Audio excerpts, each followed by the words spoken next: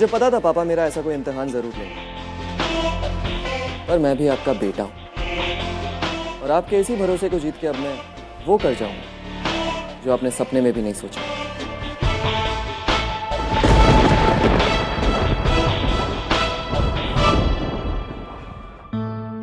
बसेरा, उन माता पिता का घर जिन्हें अपनों ने ठुकराया। इसके निर्माण का पूरा श्रेय जाता है हमारे शहर के उद्योगपति श्री केशुभाई सांघवी को। वैसे तो केशुभाई सांघवी ने समाज के लिए ऐसे कई कर्म किए हैं जिनका जिक्र आज तक अखबार या न्यूज़पेपर में कभी नहीं हुआ है, और आज केशुभाई सांघवी ने बेसहारा और सताए हुए माँ बाप के लिए इस आश्रम का निर्माण किया है और आज ही इसका उद्घाटन।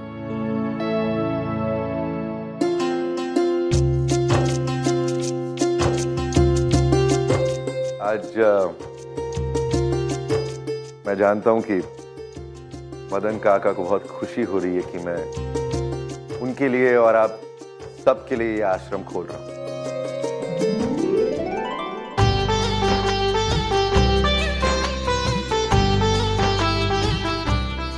लेकिन आज इस आश्रम का उद्घाटन करते हुए मुझे कोई खुशी नहीं मिल रही।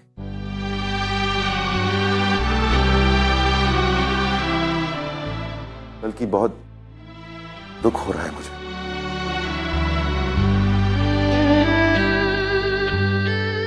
क्योंकि मैं जानता हूं कि आप सब जो इस आश्रम में आकर रहेंगे अपनी खुशी से नहीं रहेंगे,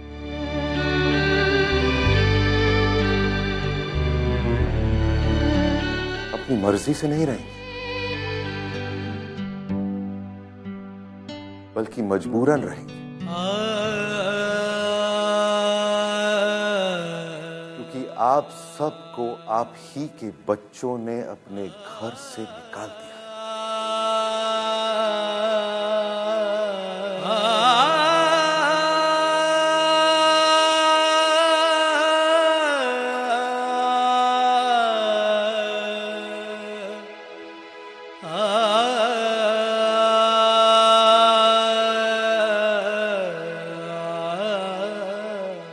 ये कौन सी तरक्की है या हम अपने ही माता पिता के साथ ऐसा कर सकते हैं?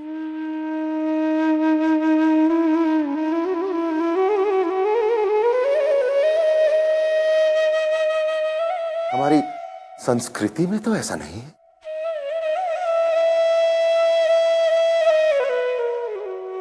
जिस देश में राम, लक्ष्मण और श्रवण कुमार जैसे लोग पैदा हो सकते हैं, उसी देश में आज ऐसा कैसे हो सकता है?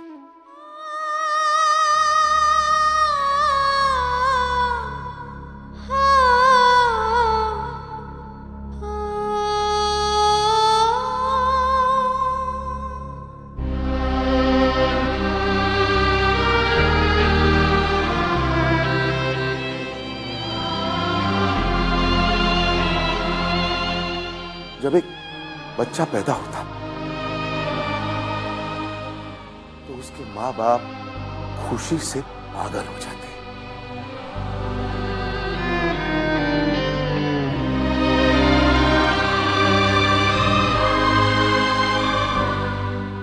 वो अपनी सारी जिंदगी बदल देते हैं उस बच्चे के लिए,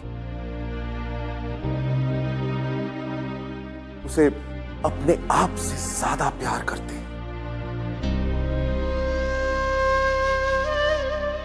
उसे अच्छी सी अच्छी परवरिश और शिक्षा देने की कोशिश करते हैं। वो खुद भूखे रहने के लिए तैयार हो जाते हैं, लेकिन अपने बच्चे को कभी भी भूखा नहीं रखते।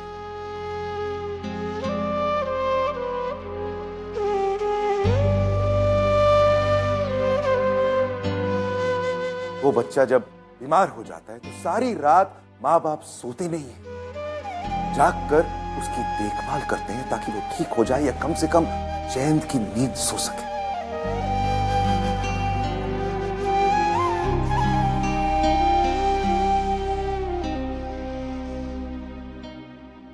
और फिर वही बच्चा बड़ा होकर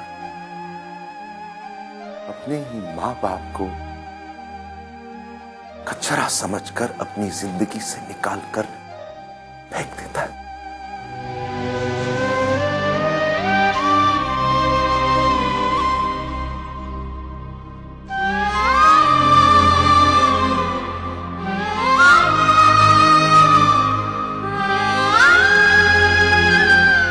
इस उम्र में आप लोग सब अपने बच्चे से चाहते ही क्या है?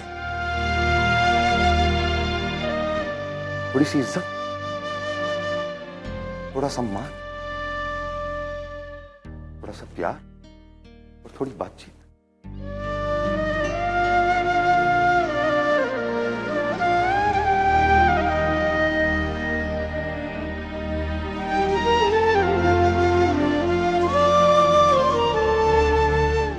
बदले में आप सबको क्या मिलता है? ठोकरें, गालियां, थप्पड़।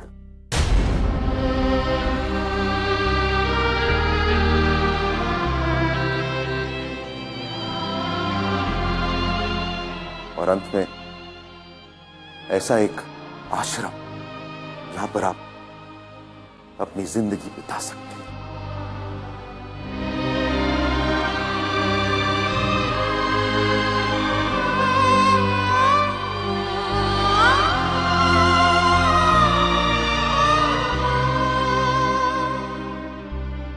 और इतना सब कुछ होने के बावजूद आप लोग सब क्या करते हैं?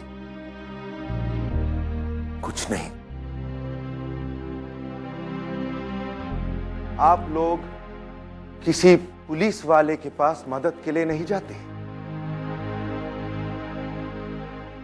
किसी अखबार वाले के पास या न्यूज चैनल वालों के पास अपनी कहानी सुनाने के लिए नहीं जाते।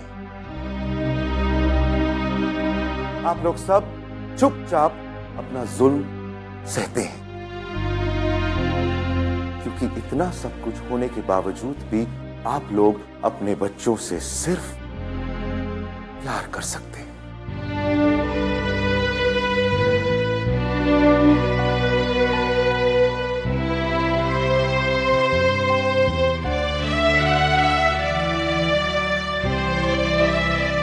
इसलिए दुनिया के सामने उन्हें जलील नहीं कर सकते।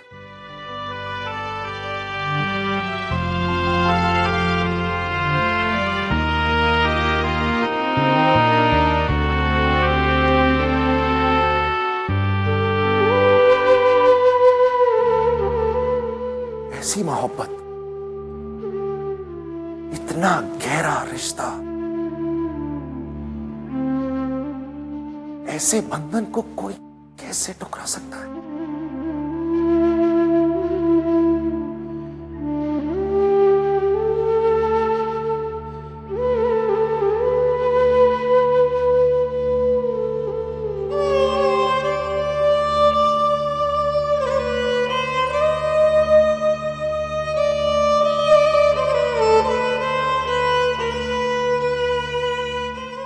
अगर आज इस न्यूज चैनल के जरिए कोई मुझे देख रहा है तो मैं युवा पीढ़ी से एक विनती करना चाहता हूं। प्लीज अपनी आंखें खोलिए, महसूस करिए कि आपके माता पिता आपके लिए क्या हैं। ऐसा मत समझिए कि आपके माता पिता बुढ़े हो गए हैं इसलिए वो किसी काम के नहीं हैं। इन सारे लोगों के पास ज्ञान का भंडार है, सारी जिंदगी का अनुभव है।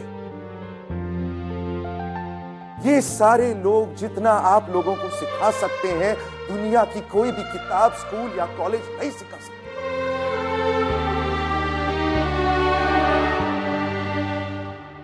खुशकिस्मत होते हैं वो लोग जिन्हें अपनी माँ बाप की सेवा करने का मौका मिलता है। इसे बोझ मत समझिए, ये भगवान का आशीर्वाद है, स्वीकार करिए। प्लीज अपनी आंखें खोलिए।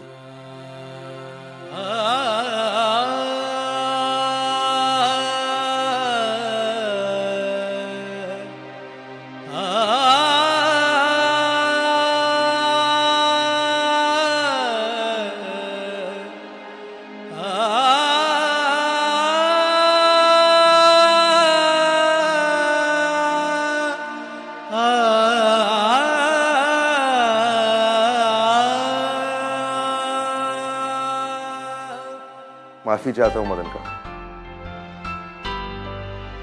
जिस दिन इस देश में ऐसा एक भी आश्रम नहीं होगा ना, उस दिन खुशी होगी मुझे।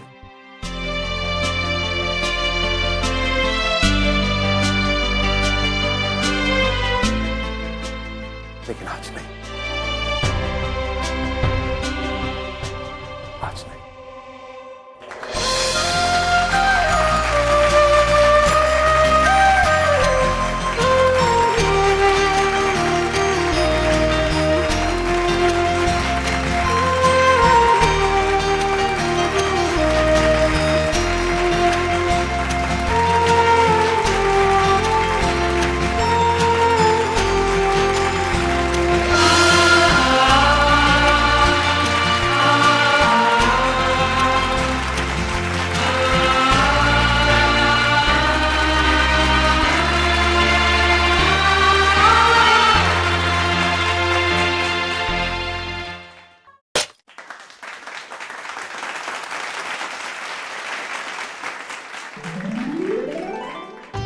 केशु,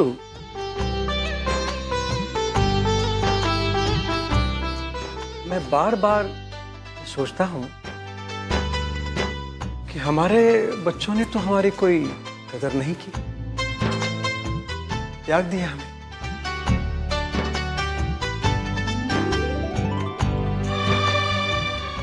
तू क्यों इतना सब कुछ कर रहा है हम जैसे बेसहारा लोगों के लिए?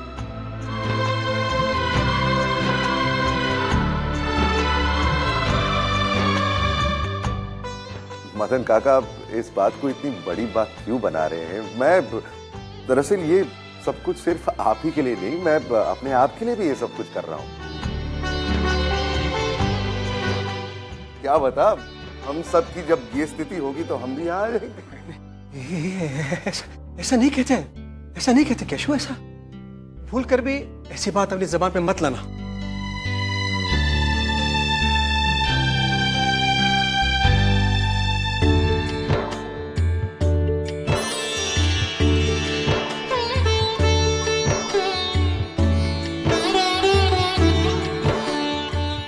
अरे ईश्वर ने तुझे बेटों के रूप में हीरे दिए रे, हीरे। तुझे कभी ऐसा करने नहीं देंगे, कभी ऐसा नहीं होगा। आप गलत कह रहे हैं मदन काका।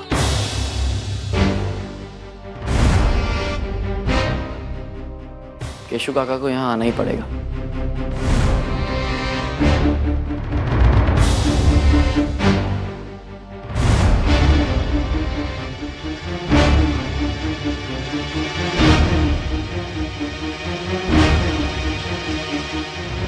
अरे अगर केशु काका यहाँ नहीं आएंगे तो आपका ध्यान कौन रखेगा?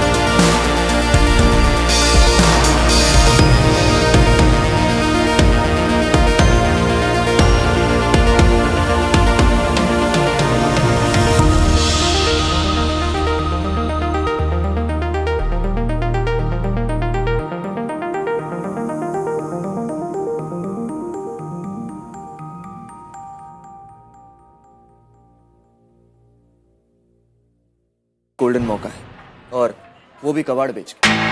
अरे दिख रहा, हरी भाई ने तो कबाड़ बेचकर ही करोड़ों रुपए कमाए। हाँ, अरे भाई हम भी तो यही चाहते हैं। कि आप हमें कबाड़, मेरा मतलब है कि पुरानी मशीनें बेचें और हम और आप दोनों करोड़ों कमाएं।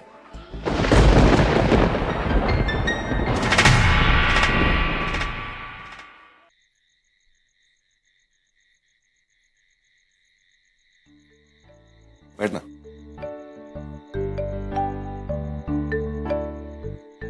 केशव, आपने बहुत अच्छा किया, केतन को इतनी बड़ी जिम्मेदारी सौंपी। तो जानती है ये फैसला मेरे लिए आसान तो नहीं था। ये मिल मेरे लिए बिजनेस का मामला नहीं है, जज्बाती मामला है। इस मिल को फिर से शुरू करना मेरा मिशन है, मेरा सपना है। और औलाद ही माँ बाप के सपने पूरे करते हैं। यही तो चाहता हूं मैं कि केतन मेरे सपने पूरे करे, अपने पैरों पर खड़ा हो जाए, करोड़ों कमाए। लेकिन एक बात का ख्याल रखना, उन पुरानी कबाड़ा मशीनों पर लेबल एकदम चकाचक नया होना चाहिए। पापा को वो मशीनें बिल्कुल नई लगनी चाहिए। एकदम ब्रांड न्यू लगेगी, चकाचक बना दूंगा। अरे कांच के टुकड़े को हीरा बनाने की कला तो हमारे बाप दादा ने हमें सिखाई है। Very good. और प्रॉफिट में मेरा तुम्हारा भाग कितना होगा?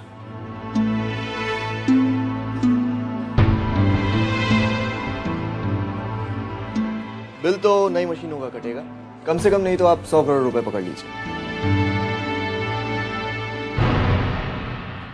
पुरानी मशीनों के हिसाब से जो कुछ भी बनता है हम आपको दे देंगे। बस? चलो, और 2 करोड़ दिया आपको। बाप रे बाप, 2 करोड़? मेरा तो दिल धक धक करने लगा। हाई बीपी का पेशेंट हूं ना। यार राठौड़, ज्यादा है तो कम कर देते। अरे नहीं नहीं, बीपी की गोली है मेरे पास।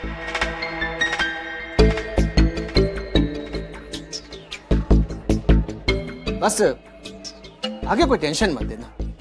No tension sir. और पापा को बिजनेस की कामयाबी की खबरों से मैं चीट करता रहूंगा। Cheating is business. Of course. Cheers. Cheers.